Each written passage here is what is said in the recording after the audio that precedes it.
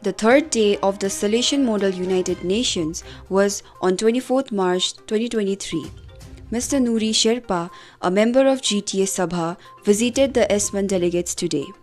Today, we reporters focus on IP and the UNSC.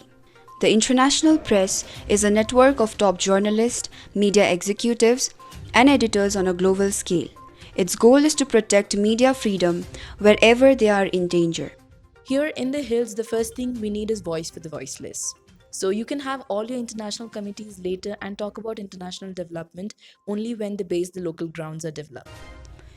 China, France, Russia, the United Kingdom, and the United States are five of the six permanent members of the UN Security Council.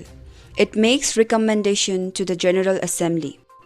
My main motive as a caricature is to promote the upcoming caricaturists because this branch is somewhat not clear in the minds of the newcomers. The later part of the day was a celebration. The delegates enjoyed music and dance with the performance of the college band. With cameraman Anish Chetri, I am Amisha Rai for Salesian TV.